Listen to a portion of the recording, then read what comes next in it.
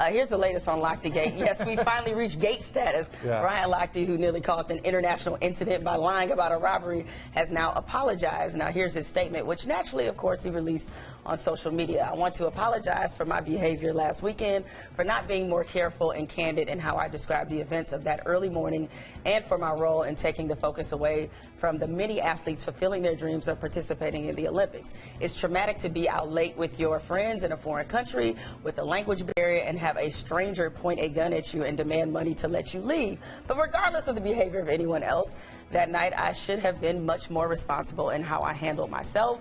And for that, I'm sorry to my teammates, my fans, my fellow competitors, my sponsors, and the host of this great event. I'm very proud to represent my country in Olympic competition, and this was a situation that could and should have been avoided. I accept responsibility for my role in this happening and have learned some valuable lessons. I'm gonna just say it, that apology was whack. It was whack because when you say the traumatic, let me make sure I have this correct. All right. You don't even have to get it correct. The apology, when you, it's already been established that there was no gun pointed at him. Right. Like there was guns present. There was guns present. Right. Basically, a security guard came around, saw that they had, destroyed some property, and they basically said, "Hey, look, we're not going to let you go unless you pay for it." Now, again, I don't know the audio. I don't know what exactly was said, but they broke in. They wanted to go to the restroom. The attendant came around, and then a security guard came up. But there was no gun to the head. There was no cock the gun. And this is the weirdest thing for me. Okay.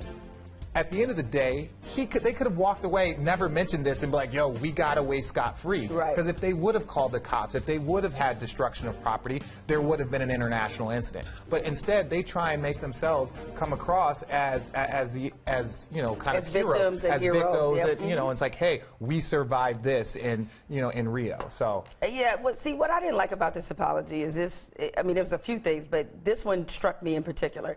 It's traumatic to be out late with your friends in a foreign country with a language barrier. It's not that traumatic. No, and by the way, you made the choice to go out, right? So the trauma was me and my boys got real hammered at an event, and it's okay. Like I'm not judging you for that. I don't have on the white wig for that. Your events are over. You're done competing. You're blowing off steam. You go to a party. You're out at 6 a.m.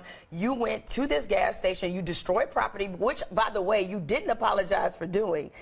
Acted and behaved in a way that was unbefitting of what you were representing, and then you want to make sure that you throw in, oh, but the stranger pointed a gun. I believe, if I'm not mistaken, and you alluded to some of the details, the way he originally described this sounded like something that happened in Taken. Yeah. That's how he described it, right? So all of a sudden you get caught in a bold-faced lie. Dude, take the L. All you had to say was, I'm sorry, I messed up, and I don't need you to do this over social media. Just like you were on camera bragging about how you got out of this dangerous situation, I need you to show up on camera and say, I'm sorry, and I apologize, especially knowing that the narrative in Rio has been safety, police corruption, issues with how they were going to handle this epic event. You use all that to your advantage to try to make yourself look better than you were. Again, we're not judging, for going out, no, for drinking. I don't care about that. You've earned that right. As an Olympian, you win your medals, you enjoy that, you go to closing ceremonies, you enjoy the experience. But when you start doing things and you start saying things that actually take away from the Olympics, that take away from the other athletes, take away from your own teammates, and then leave them stranded. He was out. He was out. He was out. Like, he was not going to stay around. And I think he was smart. I think, once they were like, yo, they're investigating, he got on a plane out of there. But that gets to your point about sort of the common sense of all this. And they could have gotten away. They could have gotten away. If you don't say that, you get home. Why get did home. You tell your mom? You're like, man, you have no. But there's always people, just telling on you. No, he told on himself once he told his mother. And I will say this is one of the many things that bother me about this situation is how that people want to characterize it as boys will be boys. Ryan Lochte's a grown man. No, he's 32. No, all right, and this is not grown man behavior. So he needs to be accountable for what he's done. I remember the USOC when they came down hard on Michael Phelps for his DUI incident. Yeah. He wasn't allowed to compete.